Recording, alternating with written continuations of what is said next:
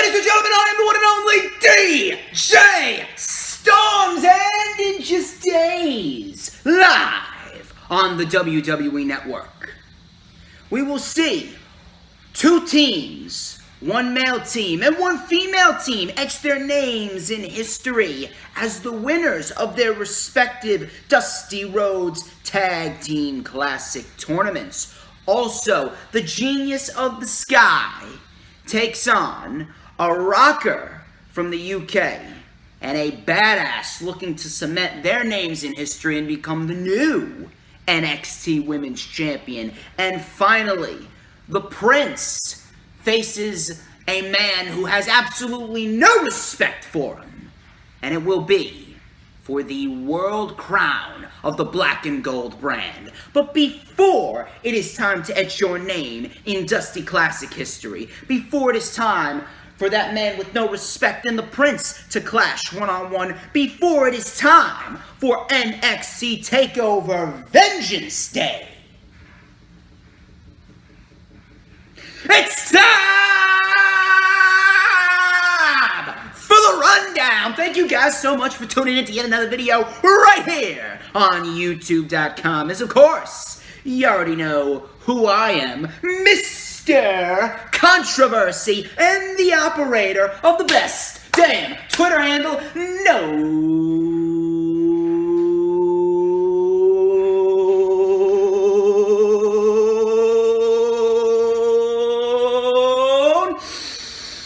Wait for it. Wait for it.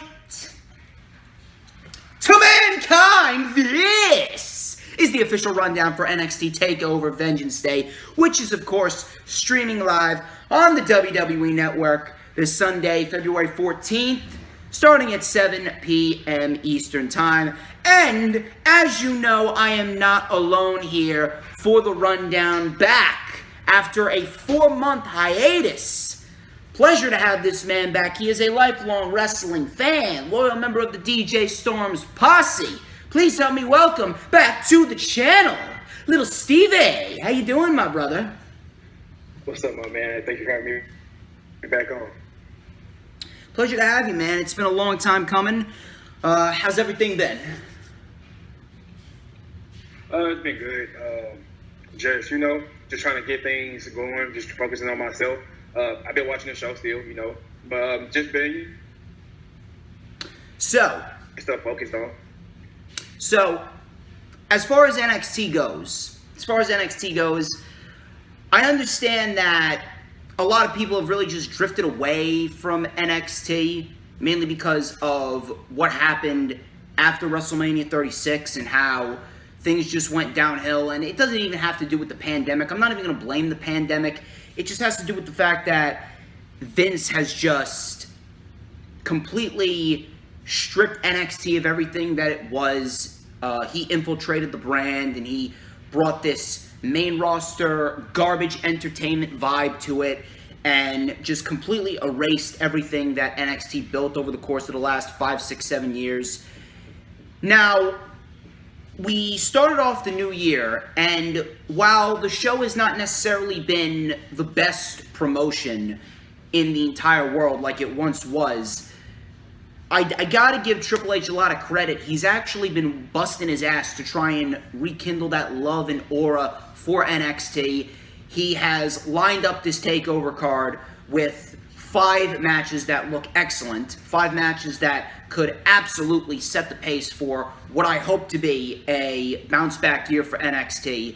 Obviously, there's some things that need to be taken into consideration for NXT and their recovery period. Obviously, number one is the fact that they're still on Wednesdays, but with the rumored move of NASCAR and the NHL over to the USA Network, that could possibly be on Wednesdays, and that could end up moving NXT to Tuesdays, but obviously we'll keep up to date with that as the months progress. Obviously, there's no news and rumors on that right now, but if that's the case, hopefully that will be the start of a new period for NXT, and hopefully that will rekindle that love and aura for NXT. But NXT has been all business and no bullshit. They've lined up this TakeOver card.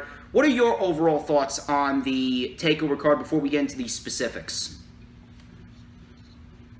Um, I'm a huge fan of um, short pay-per-views. So it's five matches, I believe, on the card. It gives everybody to get their stuff in. It gives it time for storylines to play in. I love short pay-per-views. So I feel like this is going to be one of the best pay-per-views they put on since the pandemic, if I'm being honest with you. But I actually kind of want to disagree with you a little bit. I think NXT has suffered a lot, mainly because of the pandemic. Because what made NXT is the wrestling, of course, the storylines, and it was different from the main roster, but also the fans. The fans just made NXT even better because of the arena they was in and all that. But since there are no fans, you have to make up with the wrestling and the storylines.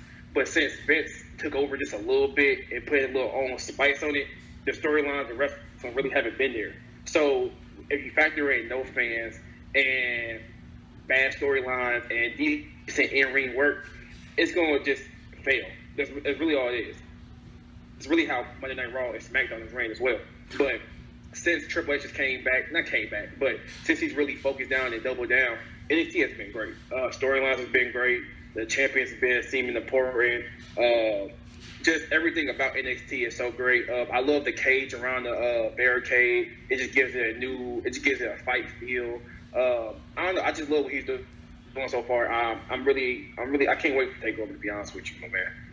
So, here's the thing. Normally, I would say, yeah, obviously the pandemic had something to do with hampering down wrestling across all areas, specifically at the beginning of it. But since the pandemic has progressed, you would think that they would get used to it. And AEW, obviously, we've seen AEW get used to what they were doing with the pandemic. They actually peaked 1 million viewers a few times. And NXT is pretty much the same. You can't really blame the pandemic for any of these shows suffering.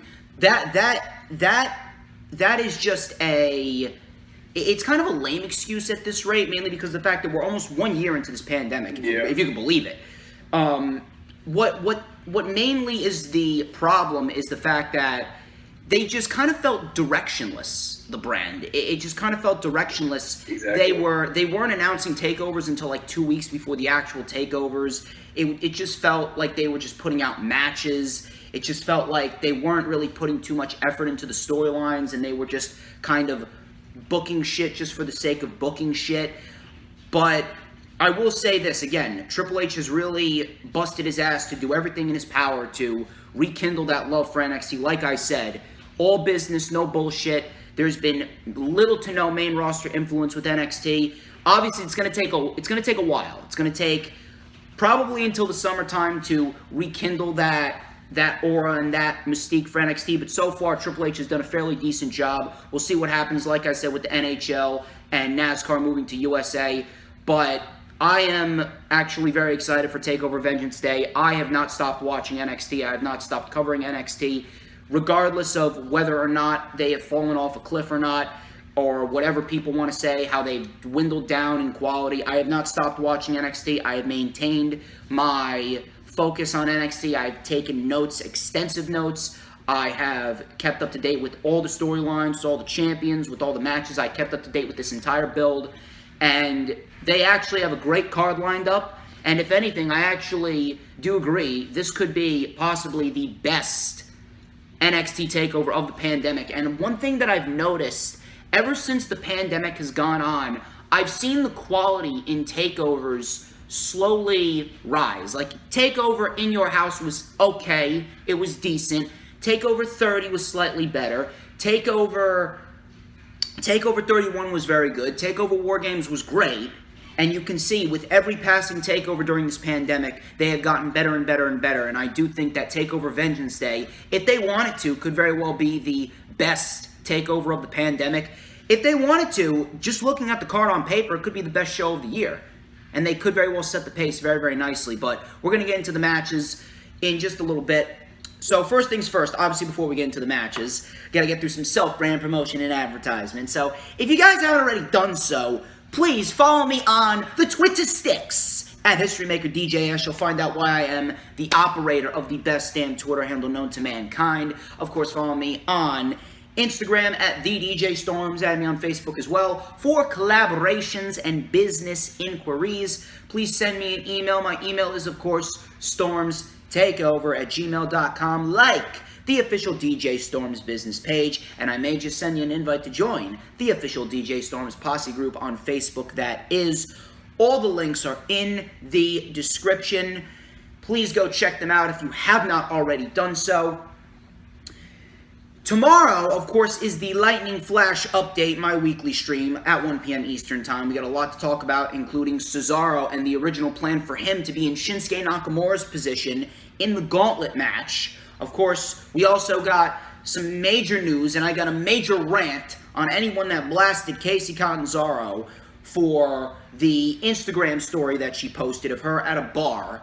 I don't know, I don't fucking understand the mentality of people nowadays and how everyone, if you bashed her, you are an absolute fucking dickhead, and I'm going to rip you a new asshole. So be prepared for that. Of course, we got 7 weekly show reviews. We are about 11 minutes into the video. If you guys haven't liked the video, I don't know what the fuck you're doing. I mean, like, there's a little like button. It's right down there. If you don't already know, it's right down there. So all you need to do is scroll and click it. It's not that hard.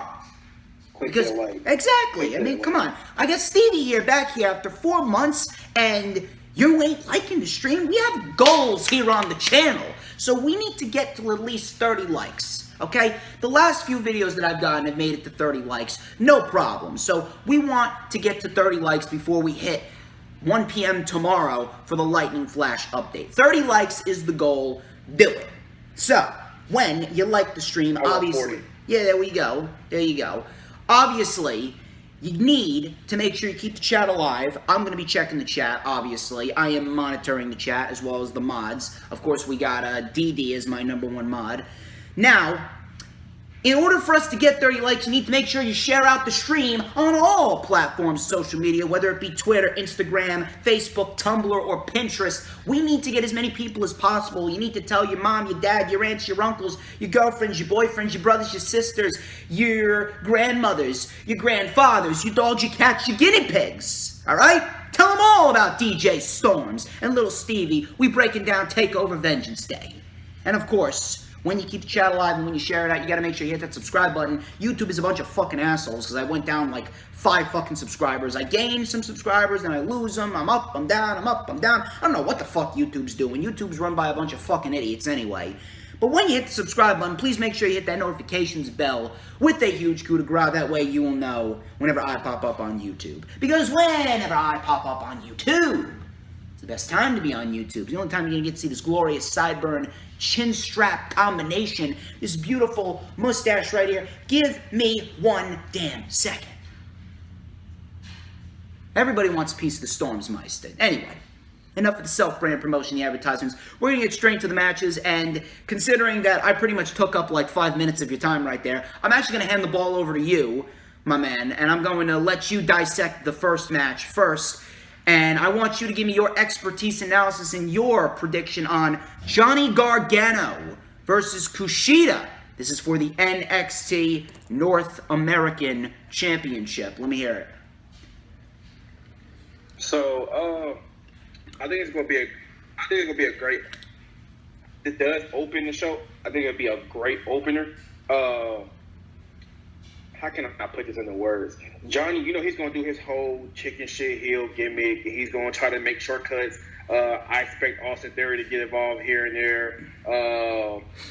I expect to see probably Candice LeRae get involved a little bit as well. I expect a whole bunch of just stunts. But I do see Johnny retaining. That's not debatable. I see it being a great match, a great opener. Probably goes about 10 minutes. I'm intrigued to see where this goes because at the looks of it right now, it looks like Dexter Lumis is our next NXT North American champion. And I can get behind that. I like that. So, what you think? Well, what I was going to say is they fucked up this entire storyline, and I don't necessarily want to say they fucked up the storyline, but they mainly fucked up the NXT North American Championship title picture. You see, Johnny Gargano never really needed the North American Championship, but they elected to give it to him back at Halloween Havoc.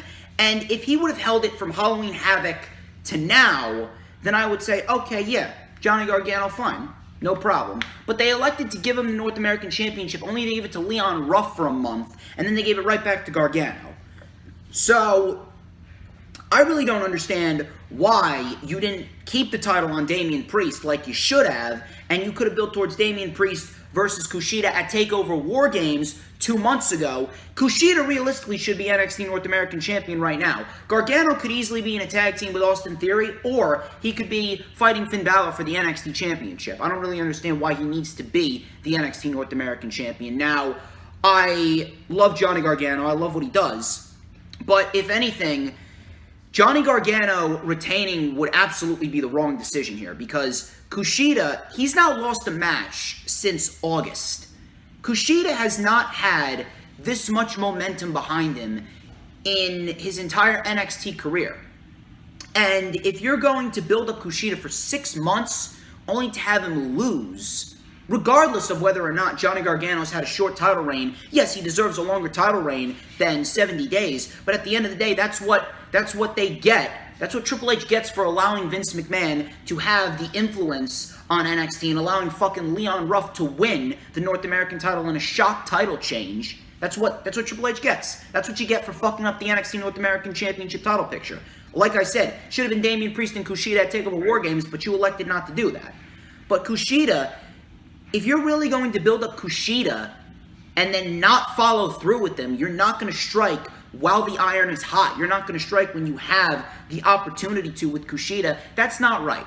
Because if anything, where does Kushida go from here? And I'm actually a little bit fearful. I'm a little bit fearful that you may be right and Johnny Gargano is going to retain. Because you take a look at all of the moving elements in the mid-card. You got Dexter Lumis coming up through the rankings. He's feuding with The Way. You got Bronson Reed. He's been winning a lot recently. You got Cameron Grimes, who recently just returned. You got Tyler Rust, who is starting to get somewhat of a push. He's starting to get built up sooner rather than later, and more likely than not, he could be in the NXT North American title picture probably by the end of the year. Kyle O'Reilly, he's still a singles babyface. He could be fighting in the NXT North American title picture. Maybe Pete Dunne joins the title picture after he loses to Finn Balor, which we'll talk about later. So, where's there going to be room for Kushida if Johnny Gargano retains?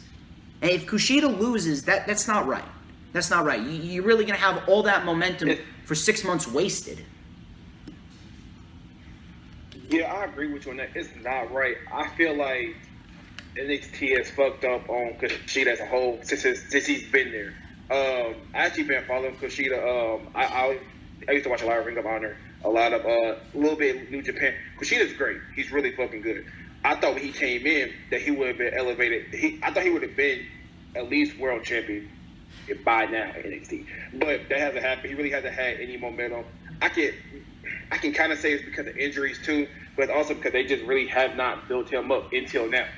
But I would like for him to win. I like Kushida a lot, but just with all the moving pictures, like you said, and all the mid-card talent, I just don't see him winning it. I see him probably losing here, probably getting into a couple of feuds with like Austin Theory, probably with someone else, probably get elevated to the world champion, probably losing Finn Balor as well. But I just don't see Kushida winning a champion in NXT anytime soon, and that's sad to say. I'm actually going to make a bold prediction here. I'm actually going to say Kushida is going to win the North American Championship. I would like to believe that Triple H, he's been doing everything, mostly everything right since the start of the year for NXT, and I'd like to believe that he will follow through with Kushida and he'll make the right decision. I'd like to believe that he will give the North American title to Kushida. It will be a great match regardless, but I'm just hoping that Kushida does become the NXT North American Champion, because I can't see him on the main roster anytime soon. And there's been no rumors, there's been no reports of Kushida going up to the main roster. So, if anything, Johnny Gargano doesn't need it. He'll be in NXT regardless. He's in NXT for life. I'm going with Kushida. I think if there's one match that we could see a title change in, it's going to be this match, and Kushida's going to be the new NXT North American Champion. I can feel it. So, we're going to move on to Raquel Gonzalez and Dakota Kai versus Shotzi Blackheart and Ember Moon. This is the finals of the Women's Dusty Rhodes Tag Team Classic, and it was announced this past Wednesday on NXT that the winners of this match will receive a future WWE Women's Tag Team title opportunity. I'm actually surprised, dude. I'm actually surprised that they went with this because I did not think that they would have given a shit, and I didn't really think that they would try and make the tournament feel more important, but apparently now they are, and they are including NXT in the Women's Tag Team title hunt. And realistically speaking, I'm actually very, very happy that they are, because specifically two women, Raquel Gonzalez and Dakota Kai, they've had this partnership for a year now. And it's been a decent partnership. It didn't start out too good. Matter of fact, Raquel Gonzalez actually was devaluing Dakota Kai at one point, but then they actually complemented each other very well, and Raquel Gonzalez actually got a lot better. So I will give Raquel Gonzalez a lot of credit there. But at first, it sucked, but then it got a lot better. Now, I feel as though this would be validation. I feel as though this would be validation for Raquel Gonzalez and Dakota Kai's partnership, because they've been teaming up for a year and they haven't really accomplished anything. But this is the validation of a year-long partnership. They win this tournament, which they are my picks to win the tournament. They've been my picks to win the tournament from the beginning. Raquel Gonzalez and Dakota Kai, they defeat Shotzi Blackheart and Ember Moon, and they go on to be the next Women's Tag Team Champions. And realistically speaking, the Women's Tag Team titles, it's probably the best route for them to be on NXT. I mean, I would just fucking retire them because they're fucking worthless. But at the end of the day, if you're going to have them, you may as well put them on NXT because you actually got a deep division of women on NXT. Some of them are not going to be in the World Championship title scene anytime soon, like Casey and Caden, or Raquel and Kai, Shotzi and Ember maybe. Who else? Maybe Candice and Indy, people like that. Gigi Dolan and Cora Jade. Who else? A couple of other people. I think it was Zoe Stark and Marina Shafir as well. Zoe Stark was actually pretty decent in her performance in the tournament as well. I saw it on 205 Live.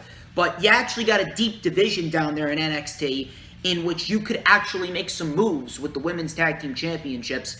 And if anything, I really don't know why they don't start showcasing the Women's Tag Team titles on SmackDown and NXT more often. Why is it that they're just on Monday Night Raw? It really is ridiculous to me that they're not even trying anymore.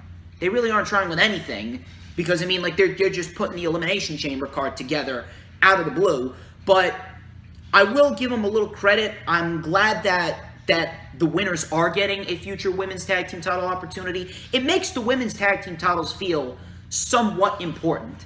And realistically speaking, more likely than not, it's going to be at WrestleMania. I don't understand why it wouldn't be at WrestleMania. That would be a big crowning achievement for Raquel Gonzalez and Dakota Kai. I'm going with them. They're going to win this tournament. This was their tournament to win from the beginning. And Raquel Gonzalez and Dakota Kai will be the next Women's Tag Team Champions come WrestleMania. Floor is yours. I 100% agree with you. I talked to you about this, I think a week ago, privately, that I like the NXT Women's Tag Team division.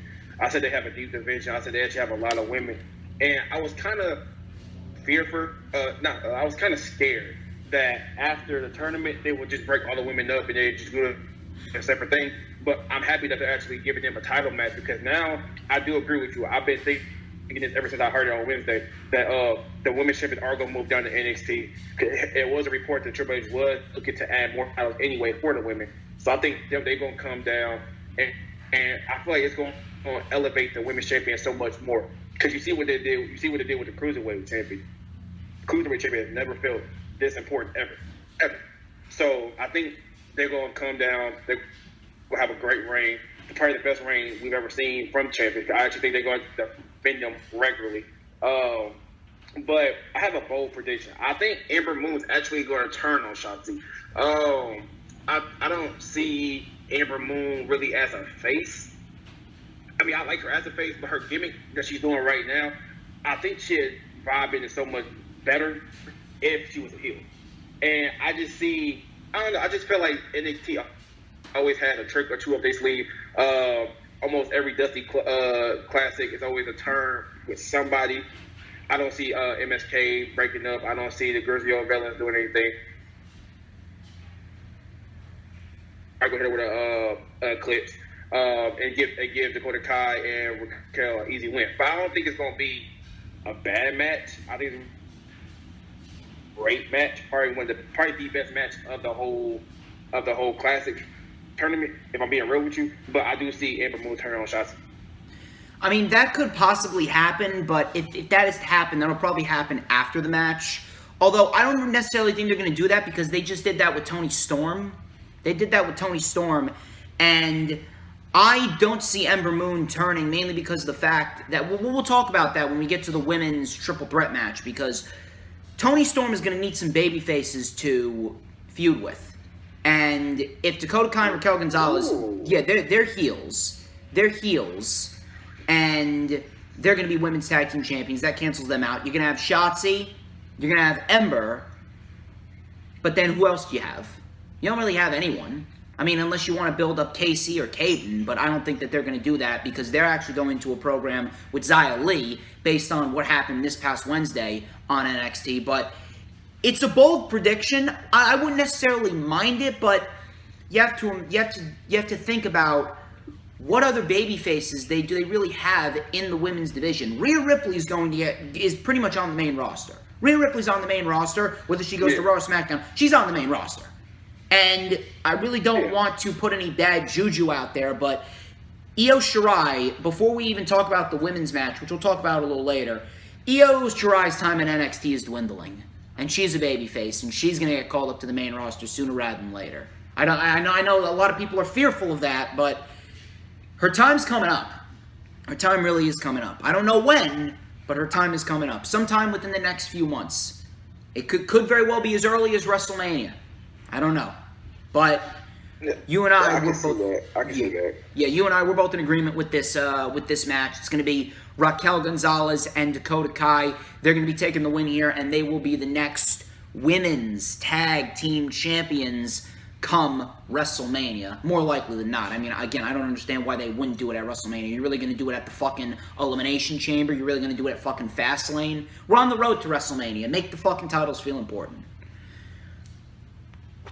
So, you actually mentioned MSK and the Grizzled Young Veterans. We're actually talking about that match next. It is MSK, Wesley and Nash Carter versus Grizzled Young Veterans, James Drake and Zach Gibson, in the finals of the men's Dusty Rhodes Tag Team Classic.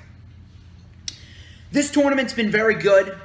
Dusty Classic absolutely has given NXT a new lease on life. And it is very, very, very frustrating that Vince and all the fucking cronies up in Stamford, they won't see the fact that tag team wrestling can make a show that much better. Not even tag team wrestling. Well, yes, tag team wrestling, but also tournaments. I don't know, when was the last time we actually saw a tournament on the main roster? I can't even remember, dude. It's probably at least been like 5 fucking years ago. Yeah, they don't do tournaments, they just do outlet matches. Yeah, I don't know why. I really don't know why. Tournaments actually make people want to go out to watch television to see who's going to advance in the tournament. And the Dusty Rhodes Tag Team Classic, both for the men and for the women, it's actually given these shows a sense of urgency. I actually went out of my way to watch 205 Live because the Dusty Rhodes Tag Team Classic first round matchups and quarterfinals were on 205 Live. And I covered 205 Live on the Lightning Flash Update because of the Dusty Rhodes Tag Team Classic. If the tournament made this viewer go out to watch 205 Live, a tournament can certainly make a viewer go out to watch Raw or SmackDown. It would actually bring the shows a sense of interest. And that's what the Dusty Rhodes Tag Team Classic has really done. MSK, I I've been very impressed with MSK, and I'm very, very happy that Triple H has heavy investment in them. 3 matches, and they're already on a takeover. They're already in the finals of the Dusty Rhodes Tag Team Classic. So I'm very, very happy that Triple H has heavy investment in MSK. Grizzled Young Veterans, they're self-explanatory. I mean, the Grizzled Young Veterans are absolutely fucking untouchable at what they do. Grizzled Young Veterans are absolutely fucking fantastic. And Triple H, you already know that he fucking loves the Grizzled Young Veterans. And it absolutely fucking sucks because all I see when I look at the Grizzled Young Veterans, I see the UK version of FTR. I literally see the UK version of FTR. They literally work they work like a well-oiled machine, and we all know what happened to FTR on Raw and SmackDown. You realize that Grizzled Young Veterans, if they win this match, and more likely than not they will, and they are my prediction to win, then they go on to win the NXT Tag Team Championships. They would be the first team in WWE history to win the Dusty Classic, the NXT UK, and the NXT Tag Team Championships. And what's going to happen when they go up to the main roster? Vince will probably look at him. He'll probably love Zach Gibson, and then he'll split him up and fire James Drake. Meanwhile, these two are undoubtedly, they could be considered in the conversation for best tag team in the world. Not even fucking bullshit. They could literally be in the conversation for best tag team in the world. I would actually love to see these guys against teams like the Young Bucks, or the North, or FTR, or Jurassic Express. Can you imagine those fucking matches? That's how good the Grizzled Young Veterans really are.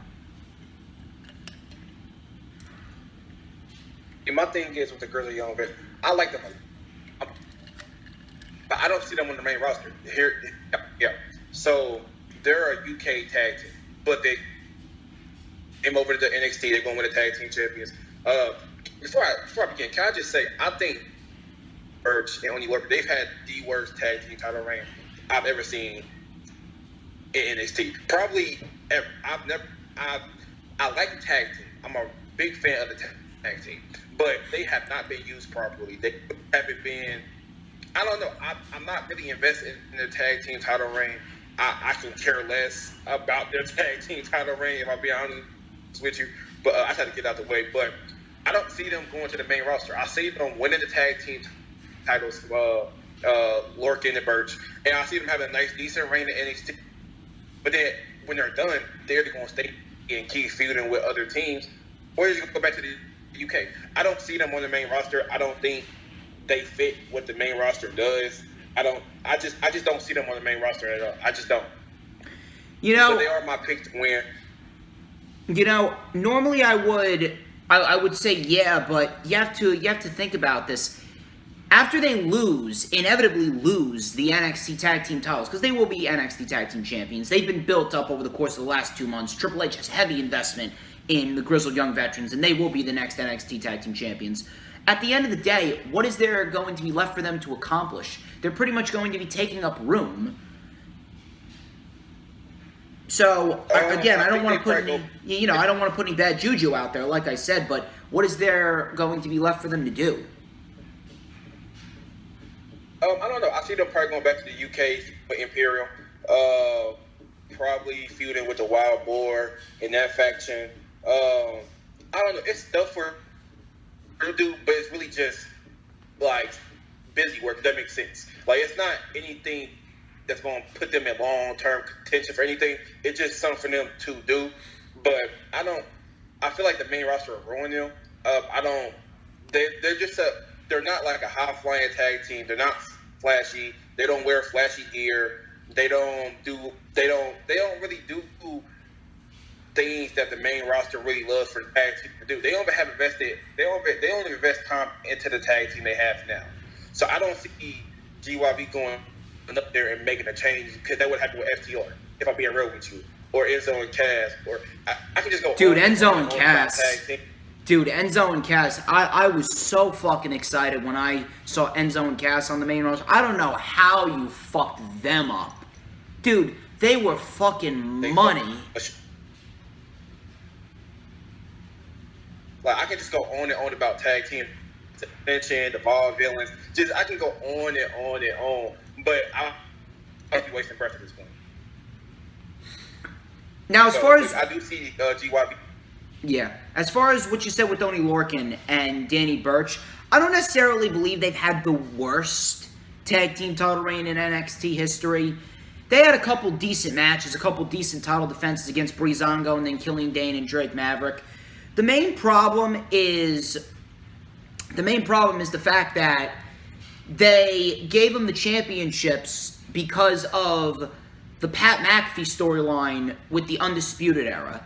The main issue is they gave them the titles to hype them up and give them a sense of legitimacy, because you got Pat McAfee. And Pat McAfee, obviously, we know what happened with Pat McAfee and Adam Cole. You got Pete Dunne. Pete Dunne, former NXT Tag Team Champion, the longest reigning NXT UK Tag Team Champion. We all know what happened with him. So at the end of the day, Lorcan and Burch needed some validation, and that's why they gave him the titles. And they did that, and they booked the War Games match with a recycled version of the Pat McAfee storyline because they pretty much had nobody else. Lorcan and Burch, they're great at what they do. We'll probably get a great match with the Grizzled Young Veterans, and that's what we're going to get. We're going to get a great match with the Grizzled Young Veterans. Grizzled Young Veterans will ultimately win the Dusty Classic. If they want to, let me tell you something. If they want to, MSK and the Grizzled Young Veterans, they could put on the best match of the night. If they want to. If they legitimately want to, you give these guys 20 minutes, they'll put on the best fucking match of the night. You put on a fucking match of the year candidate. My thing is, I think I'm not sure, but MSK, I didn't really follow them a lot. Impact, not gonna lie, I kept up a little bit, so I'm familiar with their work, but it's a lot of high-flying tag teams nowadays that like to do flips and dives and excite the crowd. Like Private Party, they're one, but there's not a lot of teams that rest with that aggression and that passion and that just edge to win. It's a lot of tag teams that do it, but not high-flying tag teams. So they do it. Yes, they're high-flying. Yes, they're flash. Yes, they like to do a lot of flips. But they also have this grit about them that they can just get down and dirty with it as well. And that's why they're probably one of my favorite tag teams that's out right now. Because not only can they do the flips and the dives and excite the crowd, but if you want them to go in there and just punch somebody in the face, they're going to punch. If you want them to show that passion and that grit, they can do that as well. So and they're really good on the mic. They're really good on the mic as well. So I'm excited about their future. I honestly see this coming back full circle. I actually see them beating GYV for the titles later on down. I see this full circle all over again. So I'm excited to see where that feud goes. But I'm worried after this because there's not a lot of great tag teams in the NXT right now. Well, you take a look at it. Think about this. They actually have made tag team wrestling a little bit more of a priority, and we actually got a pretty deep division in there now. Triple H has really rejuvenated the division. You got Gargano and Theory, you got The Way, you got Breezango, you got Toni Lorcan, Danny Burch, you got MSK, Grizzled Young Veterans, Legado del Fantasma, you got Killian Dane and Drake Maverick. You got some 205 Live tag teams in there. You got Tony Neeson, Arya Daivari. So they're slowly. You still got Undisputed Era in there. Undisputed Era's still there. They'll probably be on the main roster in a couple months, but they're still down there. So you actually got a fairly deep NXT tag team division. They actually have rejuvenated the division a little bit. So I can't really shit on it.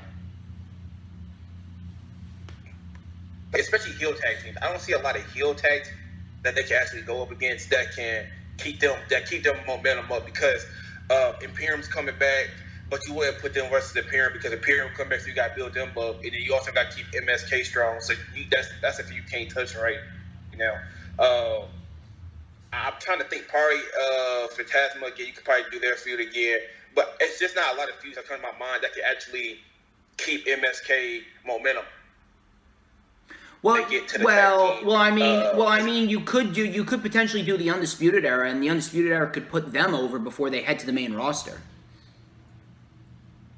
So would you do Bobby Fish and O'Reilly, or would you do Strong and Cole, mainly because Fish is out, and Strong and Cole, I don't want to shortchange O'Reilly and Fish, but Strong and Cole are the better wrestlers of the faction. So those two would actually give MSK the better match. I'm a big fan of O'Reilly. I used to watch O'Reilly in Ring of Honor when he feuded with Fish and Cole. I love O'Reilly, but I think O'Reilly and Strong, that's the best duo they had. Like when Fish first went down and Cole was doing his NXT Championship thing, they were actually one of the best tag teams in the world. They were just phenomenal. They were they wrestle the same, but they wrestle completely different, if that makes sense. Like, they're both hard-hitting guys who can kick you in the face, hit you in the face, but they go by completely two different ways. So it just made for a great chemistry. I don't know. That's my favorite duo if I'm being real. Well, I mainly said Strong and Cole, mainly because we all know what Cole is capable of as a singles guy. So if Cole could put on Match of the Year candidates with Pete Dunne and Daniel Bryan and Ciampa and Matt Riddle, I would have loved to seen what he could have done with MSK in a tag team match with Roderick Strong. That's why I said Adam Cole, because Adam Cole and Roderick Strong put on a very good match with Breezango, a very good match with Ciampa and Thatcher. So I would have actually loved to see what the Undisputed Era could do with MSK. So we'll see what happens there. But as far as MSK goes, I do definitely see it coming full circle. Probably at the end of the summer, maybe the beginning of the fall, we're going to see MSK versus Grizzled Young Veterans for the NXT Tag Team titles. And MSK are going to defeat Grizzled Young Veterans by the end of the year, and they're going to be the new NXT Tag Team Champions. But this all starts with GYV winning the Dusty Rhodes Tag Team Classic like they should have. You're not going to have them come down to the finals for a second year in a row and lose. GYV are going to win the Dusty Rhodes Tag Team Classic, and GYV are going to beat Oney Lorcan and Danny Burch for the NXT Tag Team titles. Moving on to Io Shirai versus Toni Storm versus Mercedes Martinez. This is a triple threat match for the NXT Women's Championship. Now, the Women's Championship title picture, that's probably been the most unpredictable scenario for NXT. And I guess you could say that's a good thing in a way, because obviously we knew that they were building towards Gargano and Kushida. Balor and Dunne was teased. Obviously, we can pretty much pick out what's going to happen in the coming months regarding every championship title picture except for the women's tag team title picture. Originally, we all thought that Raquel Gonzalez was going to be next in line for Io, because Raquel pinned Io at War Games, and then on top of that, Raquel beat Rhea Ripley in a last woman standing match at New Year's Evil. So realistically speaking, if we're going to be quite honest here, Raquel Gonzalez is realistically the only legitimate challenger that makes sense, because she's been built up and she has momentum. She has legitimate wins and credibility behind her that constitutes for her getting an NXT women's title opportunity. Then they moved away from that and they elected to do the Women's Dusty Rhodes Tag Team Classic now at the same time as the Men's Dusty Rhodes Tag Team Classic, which I guess it's because they wanted to get two Dusty Rhodes Tag Team Classic finals on a TakeOver, make TakeOver feel more important, and make the Dusty Rhodes Tag Team Classics feel more important. So then we had in our mind that Mercedes Martinez was going to be next in line because she attacked Io. Then we get this match announced. And it should be a great match. But, you'd be a fucking idiot if you're going to tell me that Toni Storm and Mercedes Martinez, they've done anything to earn a title opportunity. Toni Storm was just recently pinned in the first round of the Women's Dusty Classic. And then Mercedes Martinez, she's been back for 2 months. She's only had 2 matches. She defeated an enhancement talent, and then she lost in the first round of the Women's Dusty Classic, even though she wasn't pinned, but she still lost. So neither of them constitute as credible challengers. They're doing this match mainly because they don't have anyone else. And then I thought to myself, okay, they're doing this match, Io's easily going to retain, and then Raquel could potentially take the title off of Io Shirai after TakeOver Vengeance Day. But then we get the announcement that the winners of the Women's Dusty Cup are getting a Women's Tag Team title opportunity. So Raquel and Dakota Kai, more likely than not, are going to be the next Women's Tag Team champions. So that automatically cancels Raquel Gonzalez out. So there's just so many moving parts here that I can't give you a clear-cut explanation on what's going to happen, except the only thing that makes sense here as to why they're doing this, Raquel Gonzalez is not going to be in the NXT Women's title hunt because she's going to be a Women's Tag Team champion with Kai. I can see Io Shirai on the main roster within the next few months. Again, I don't want to freak anyone out because nearly everyone that's gone up to the main roster has died a miserable fucking death. Not literally, but their aura, their mystique, their character, their legitimacy that they had created for them in NXT by Triple H, dead and buried. As far as Io Shirai goes, again, like I stated, her time in NXT and her time with that NXT Women's title is dwindling. When is it coming to an end? I don't know. Could we potentially see a title change here? Possibly, but I don't see it. I actually see Io Shirai retaining by pinning Mercedes Martinez. And I say that because Toni Storm, over the course of the last month, has been constantly drilling it into everyone's head. Io Shirai's never beaten me. Io Shirai's never beaten me. Io Shirai's never beaten me. Based on that fact, I can see Io Shirai winning by pinning Mercedes Martinez, and that's going to be a segue. That's going to be a bridge into Toni Storm getting another opportunity at Io Shirai in a one-on-one match. She can come out on NXT and say, hey, you didn't beat me. You pinned Mercedes. You didn't beat me. And that's going to constitute into Toni getting another match against Io, and Toni Storm's going to be the new NXT Women's Champion. When? I don't know. Does it happen at WrestleMania? Quite possibly. I mean, there are reports of Finn Balor and Karrion Kross potentially taking place at WrestleMania. Why not do Toni Storm and Io Shirai at WrestleMania? Give Toni Storm a big win. Give Toni Storm a big moment. And Toni Storm, at WrestleMania, is going to be the new NXT Women's Champion. And then Toni Storm is going to carry the NXT Women's Division as a heel into the summer. And we could potentially be looking at Toni Storm versus Ember Moon in the near future for the NXT Women's Championship. Now, as far as Io Shirai goes, Io Shirai, I'm sorry to tell you, she'll be up on the main roster by May, June the latest. Earliest could be after WrestleMania. That's how I see it playing out. I think this is going to be a great match, even though neither woman deserve a shot at Shirai. I still think it's going to be a great match. I mean, Toni Storm, Mercedes Martinez, Io Shirai, three women that personify women's wrestling. I don't understand how you can get a bad match out of those three women.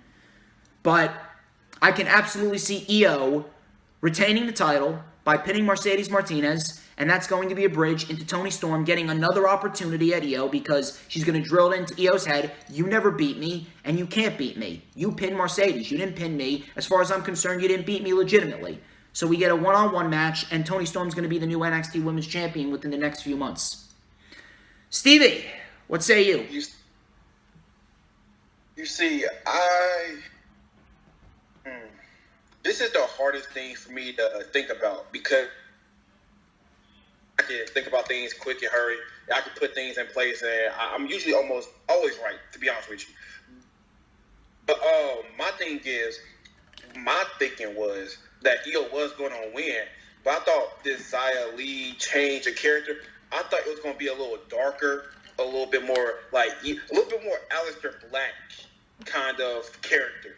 Even when we saw the entrance today, I was like, okay, I can see this entrance when fans come back on a takeover. I can see this really being a great entrance. Until she got to the whole sword thing, I didn't really like that, but we're not gonna talk about that.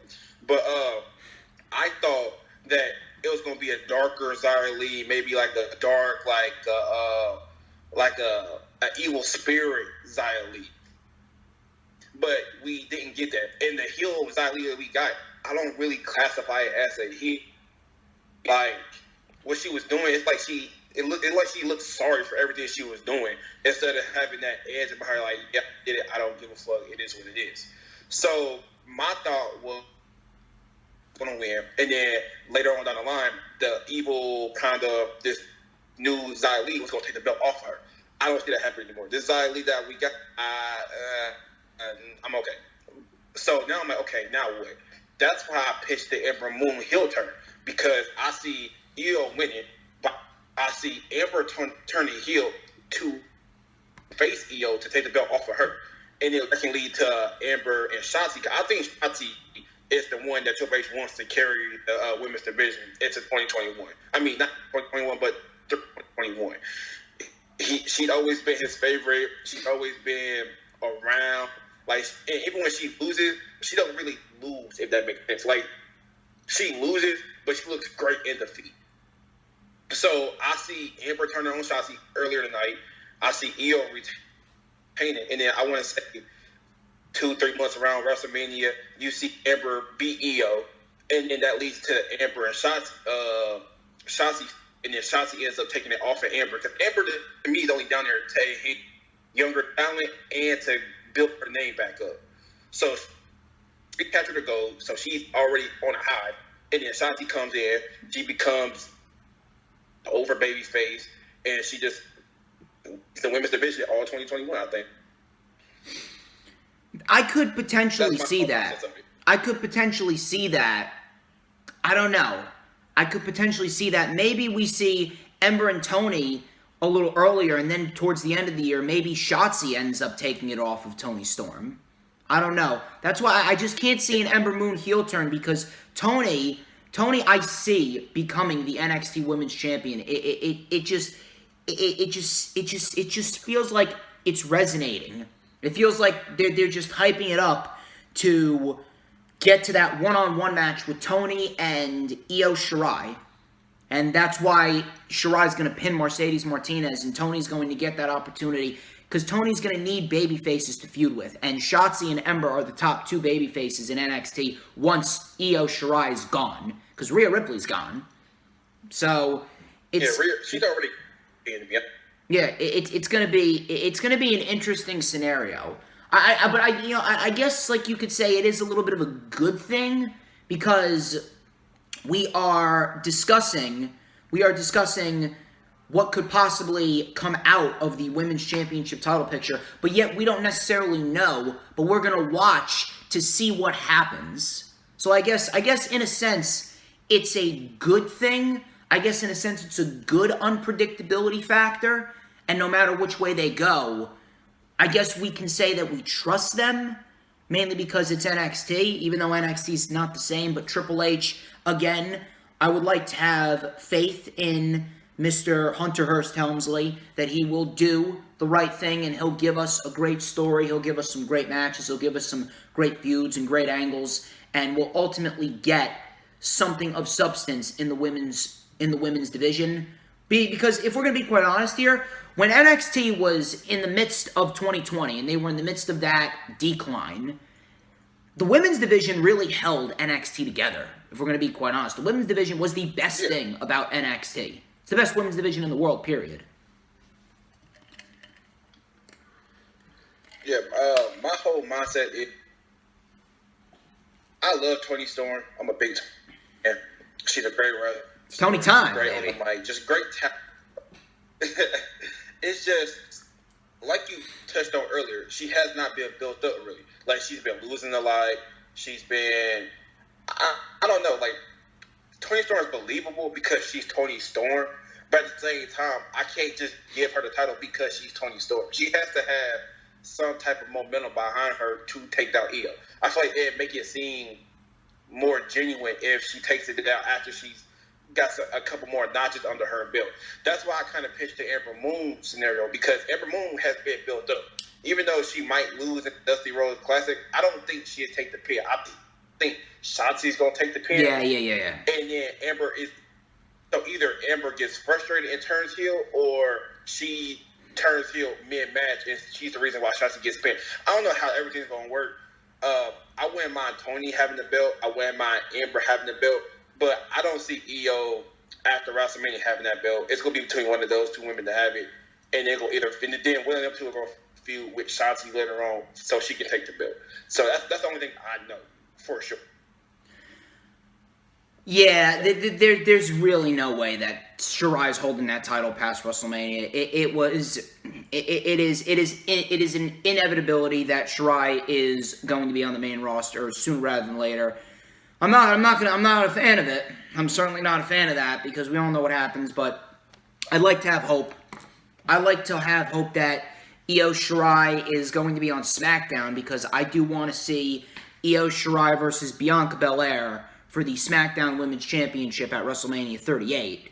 That is a huge match that would absolutely draw a lot of people to watch WrestleMania, if built up correctly, of course. But knowing the WWE, they probably won't go that route. They'll probably get bored of Bianca and her Women's Championship reign soon. But that's another conversation for another time. As far as this match goes, we're both Io Shirai on this one, right? Yes, sir. Yeah, we're both Io Shirai on this one. Yes, sir. You said Io going to SmackDown versus Bianca. I would love to see that. I think I pitched to you that I like Io on SmackDown and Rhea on Raw. But knowing WWE, knowing Vince, he's probably just going to put her on Raw, put her in a tag team with Asuka. You know, they like to do this whole, where they're both. You know where I'm going with this. Yeah. It's going to be I'm not going to say it's a racist thing, but it's going to be a stereotypical thing. And he's probably going to pair them together, and they're probably not going to go anywhere. So I don't have any hope for Io when she gets to the main roster. Just don't. Neither do I. There's really no reason to have hope because, like, realistically, there's only been about 10 call-ups from NXT out of how many? Like 100, 150 call... How many call-ups have there been from NXT? At least 100. And there's only been about 10. There's only been about 10 that have succeeded, that have gone on to have lucrative careers on the main roster. The 3 Shield members, and you got the 4 Horsewomen, Alexa... 7. Who? 8. No, I'm counting up. Okay. So, the 3 Shield members, the 4 Horsewomen, Alexa Bliss, Asuka, and Kevin Owens. That's it. See, my thing is, Sami Zayn, he's getting there, but he hasn't felt the same NXT days. Like, his match with Shinsuke, fucking amazing. I don't know why they haven't capitalized on him yet. Even when he came up and faced John Cena in Canada for the U.S. title, he was over. He was fucking over. So I'm like, Vince, you don't see that this man is money. But we're not going to talk about that. But it's a lot of people who came from NXT who just hasn't done anything. And it's not because it's their fault. They're fucking talented. You got to add, like, Andrade, Samoa Joe, Finn Balor, Shinsuke, hell, Pat. I'm sorry, I know that's not AEW, but he was great in NXT. He came over, they didn't do anything with him. It's just a lot of guys. Kevin Owens, to me, he's just now getting on that track. Because at first, he's seen directions. He didn't know what he wanted to do. They didn't know what to do with him. They gave him a couple runs with they gave him a run with the Universal Champion. We see how that went. That didn't go anywhere. He had the U.S. title where he had the clean face, the shaven face. Kevin Owens, that didn't really go anywhere either. It's just everything they do with Kevin Owens, it seems to fall flat after a couple months because they just don't know what to do with a guy like him. And it's weird because you can do almost anything with a guy like Kevin Owens. So, I don't know. I don't know. It's a sad scenario. Dude, it really is a sad scenario. I would just like to hope. I'd like to hope that things will progress. I hope that we at least get a decent Elimination Chamber pay-per-view. Because, like, that's the thing. If you ain't going to put effort into your weekly shows, at least try and put some fucking effort into your pay-per-views. But, that's a different conversation for a different time. We actually have one last match to talk about, and this is a match that I'm actually very much looking forward to. Finn Balor versus Pete Dunne. This is for the NXT Championship. And even though Pete Dunne hasn't necessarily been built up to be quote-unquote credible, I do like the story that they're telling. I do like what Pete Dunne is saying and how people look at Finn Balor as the poster boy for European wrestling. I have no respect for Finn Balor, but I knew that one day it was going to come down to just me and you. So I like the story that they're playing up. Pete Dunne wants to make a name for himself. Pete Dunne wants to crumble the kingdom of the Prince. I like that. I like that.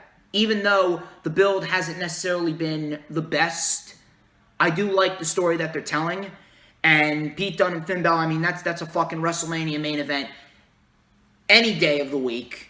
You could easily you could put that match on any fucking show, and people would flock to see that match.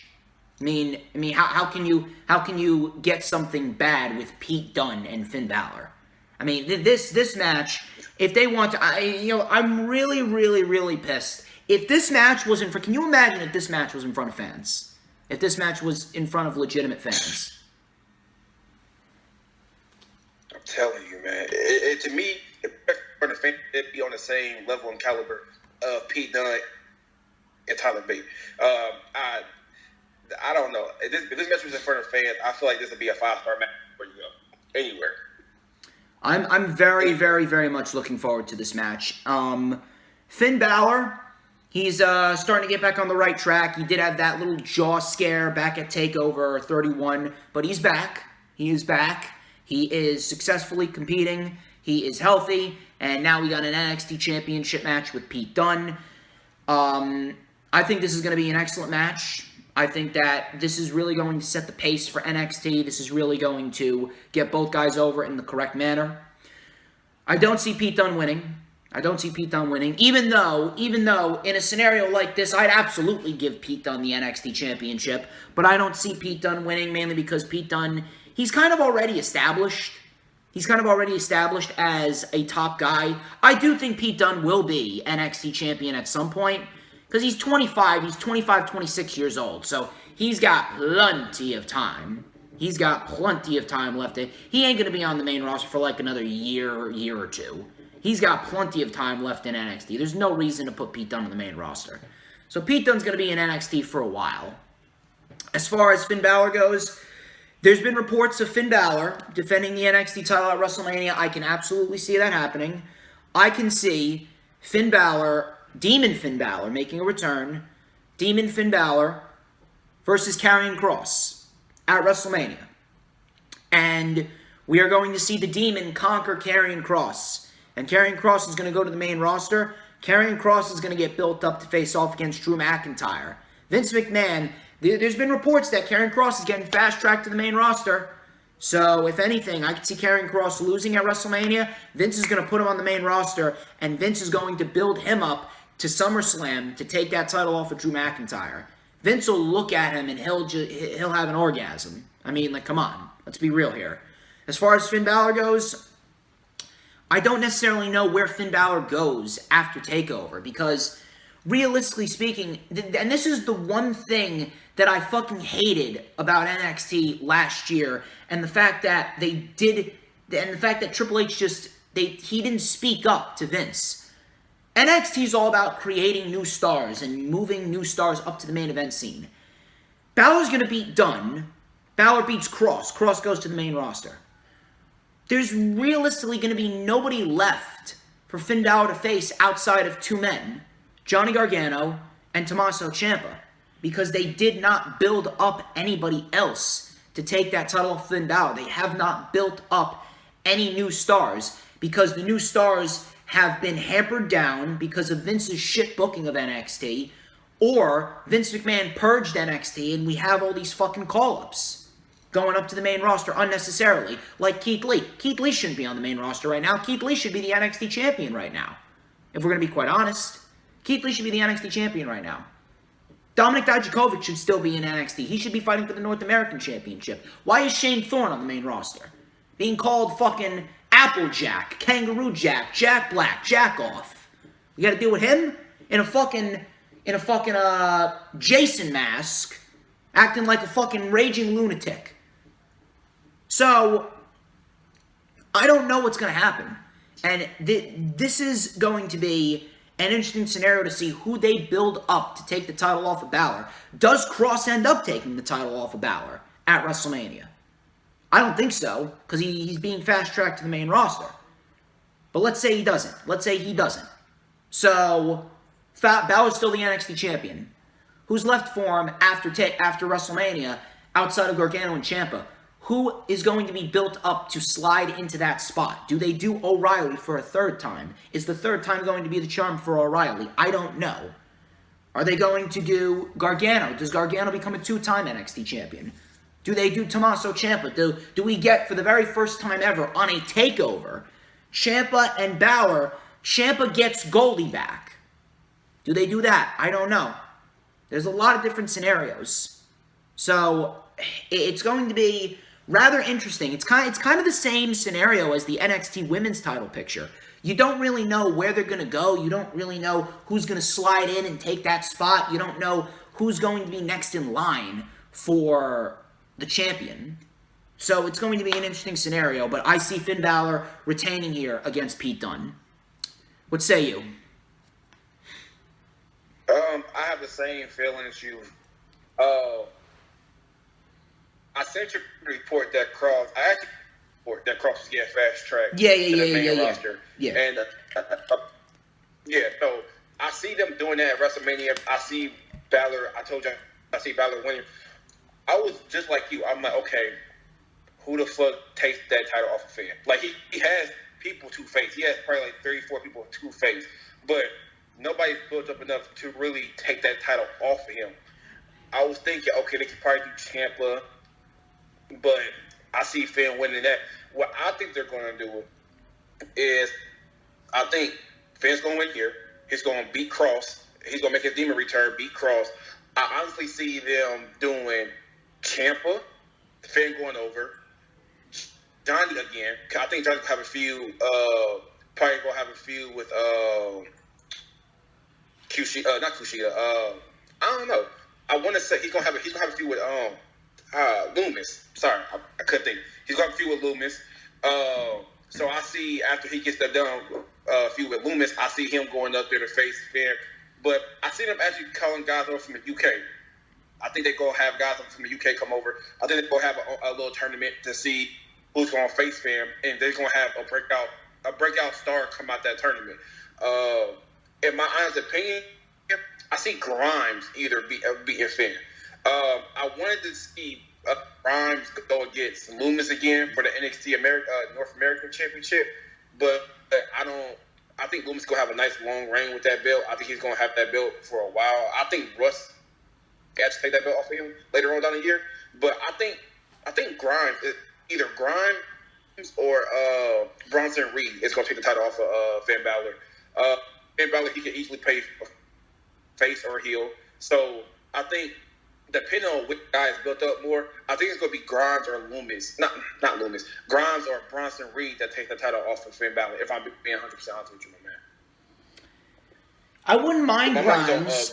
Yeah, I definitely wouldn't mind Grimes, to be quite honest with you. I would not mind Grimes, considering that Grimes is great at what he does. But I don't know. I actually feel as though he would probably be the one to take it off of Loomis. I don't know. That's the thing. It's just a very unpredictable playing field. No one knows what's going to happen. And again, maybe that's a good thing. Maybe that's a good thing. Maybe that's a bad thing. I don't know. We do have some things. We do have some things laid out for the future that we can predict, and then we don't have some things for the future that we can predict. So I don't know. Maybe an unpredictability factor. Maybe that is what's ultimately going to drive people to watch NXT, to see who's ultimately going to end up beating these guys and these girls for the championships. Ultimately, that could very well be the driving factor that rekindles the full aura, the full mystique, the full interest in NXT that we had before WrestleMania 36. During TakeOver Portland, which is playing in the background right now, but then it just went up in fucking smoke when Charlotte won the NXT Women's Championship, which we will not speak of that because we live by a code here on the channel, and that is fuck Charlotte Flair and all of her supporters. But this isn't the Lightning Flash update. But That's pretty much the whole layout right now. We don't really know what's going to happen. We do know Finn Balor is going to retain against Pete Dunne. Can you see Pete Dunne getting another opportunity and potentially beating Finn Balor down the line? Because realistically, if you want to give the title to Pete, you can give the title to Pete. I feel as though it's too early to give the title to Pete, but you could give the title to Pete Dunne because he's never been an NXT champion. You could build his resume. He's going to get the title, but what I see now, I see it happening later down the line. That's why I'm kind of leaning towards Bronson Reed taking that title off of Finn, because I think Bronson Reed and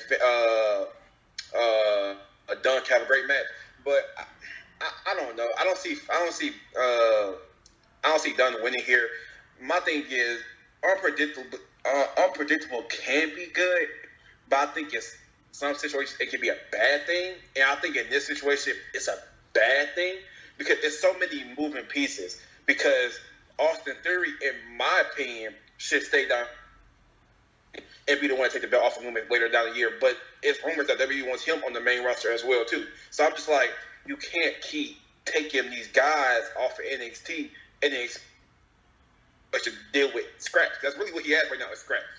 Like you have, if you being where you have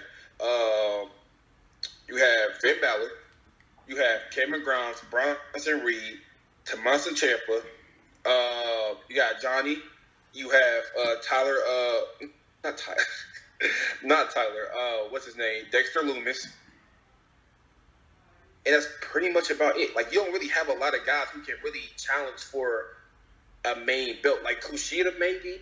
I think Kushida doing something like that. Yeah, that's what I originally thought that they were going with. I originally thought that they were going with Kushida versus Finn Balor, and Kushida was going to be the new NXT champion, but apparently they're not. Because, Karrion Kross is back. So if Karrion Kross is back, then they were going to do Dean versus Kross. And Kushida was going to be left on the sidelines, but then they elected to put him in the NXT North American title picture. See, my whole thought process, I thought I had everything laid out before that report came out about Kross going to the main roster. I thought that Kross was going to take the title off of Finn at WrestleMania weekend, and then I honestly thought he was going to feud with a couple more people. I thought Lumis was going to take that title from Kross later down the year because I feel like that dynamic would just be great. And then you'll probably have Johnny doing his, and you have Kushida doing his North American title reign. Probably Bronson Reed or Cameron Grimes mixing that mix. I thought I had everything laid out, but now that Kross is going up, I don't really see what NXT can really do with Finn after WrestleMania, besides probably Ciampa or Johnny. But then we've seen that a million times, so we're just like, can we get something new? You know what I'm saying? No, I feel what you're saying, but I guess we'll just have to wait and see how it plays out at this rate, because we can't really do too much because we don't have all the answers. They're probably thinking about what they want to do. Triple H is probably formulating a plan on what he wants to do right now. But as far as this match goes with Finn Balor and Pete Dunne, I see this being a great match. Could be the match of the night. Could be a potential match of the year candidate if they want it to be. And I see Finn Balor retaining. I can see that. I want to throw a name at you, but I want to see how you react to this name. What do you think about Walter coming over? Walter coming over and doing what? You want to do like a title for title scenario? I don't see Walter. I see Walter losing that belt in about 34 months, 5 months, because he's had a vice grip on it. So I think he's gonna lose it soon. Not too soon, but soon. How about he comes over and takes the title off of him? Because the thing about Walter is he doesn't want to travel. He doesn't want to deal with the states BS, basically, right? He's already said that. But they're traveling. And I don't see them traveling all 2021. So we can maybe Walter come over and taking that title off of him. Because he's the only guy that's really built up. They could do that. I wouldn't mind that. I really wouldn't mind that. But again, considering Walter says he doesn't want to wrestle in the States, I don't really see them doing that. Because again, Walter said that he doesn't want to wrestle in the States, so why would he do that? I don't know. I'm just throwing names out there because we were supposed to have Finn versus Walter anyway, but we never got that match. So they can redo it. But I feel like if anybody can convince Walter to wrestle in the States is Triple H, because I feel like Walter's big thing is he doesn't want to travel. He doesn't want to deal with the crowds. Doesn't want to deal with not the crowds, but he doesn't want to deal with the States bullshit. Cause last time he was in the States, he got his stuff stolen. So like that's already like, yeah, I don't want to do this. But if he's stationed in Florida in one spot for almost a whole year, I think he might do it. And then you could probably have Pete Dunne taking the title off of Walter. They can redo their whole feud from when Walter debuted and he beat Dunne for the UK champion. It's not a bad idea. Again, we'll have to see how it plays out, but it's not a bad idea. We'll have to see if Triple H can truthfully convince Walter to wrestle in the United States, but I don't see that happening, to be quite honest with you. But anyway, ladies and gents, what's up? I was gonna say one more thing. The only other person that I can say that I can see doing anything like that is probably Tyler Bate. Yeah, that's the thing. Well, they do got Rampage Brown over there. Rampage Brown's being built up. He could potentially give Walter a fight. But the only other person outside of Rampage Brown is probably Ilya Dragunov, and they didn't do Ilya Dragunov. They had Ilya Dragunov lose. He didn't lose. He passed out to a sleeper hold from Walter, but we'll have to see. We'll have to see how that goes. But I don't see Walter losing it to anyone but other than Rampage Brown or Ilya Dragunov. They could do Tyler Bate, but I still think there's an underlying story with Mustache Mountain winning the NXT UK Tag Team titles. Oh no, I thought Tyler Bate could come over and beat. Oh, you're talking about Tyler Bate. That's what. Oh, you're talking about Tyler Bate beating Balor? Yeah. I wouldn't mind that. I really wouldn't mind that, but I don't know. Again, the unpredictability, that's the main issue. We'll have to wait and see how it plays out. I don't know. I don't have an answer for you. And I usually have an answer for everything professional wrestling related. I don't have an answer. Yeah, me and you always have like solid 100% answers. We don't have one here because my whole mindset is, I know I'm part of Dragon this, but I think Pete Dunne and Tyler Bate have a fight forever rivalry that they can do. Like, just like Johnny and Ciampa had it, Sammy and KO have it, and Randy and Cena had it. I think they have that because every match they've ever had has always been great. Anytime they're in the ring together, it's fireworks. So, like, I can probably see Tyler coming over, beating Finn, and then he has a nice little reign, and then Dunne take the title off him. I don't know. It's just a lot of moving pieces that can happen. I don't know. No, absolutely. But, ladies and gentlemen, we have dissected every single match in depth and gave every possible scenario of what could possibly come out of them. That wraps up this edition of The Rundown. I would like to thank each and every single one of you who turned into this video. Please don't forget to check out all the links in the description. Like, comment, and subscribe. Tune in tomorrow, 1 p.m. Eastern Time, for the Lightning Flash update. I greatly appreciate each and every single one of you. Stevie, where can we find you on social media? You can find me on Instagram at KingXF3 or Twitter at LittleStevie317. That's the only ones I have right now. I will put both of his links in the description, but Stevie, it's been a pleasure. Thank you for joining me here. I greatly appreciate it. It's been a pleasure. The honor's all mama, man. Anytime you need me on the show, I'm gladly to do it. It really is an honor. I appreciate you for giving me the opportunity. I love you, man. I appreciate you, man. Thank you very much. Always a great time dissecting the thing that we love the most, that's professional wrestling. He's Little Stevie. I'm DJ Storms. And this has been The Rundown, and I'll catch you tomorrow for the Lightning Flash update.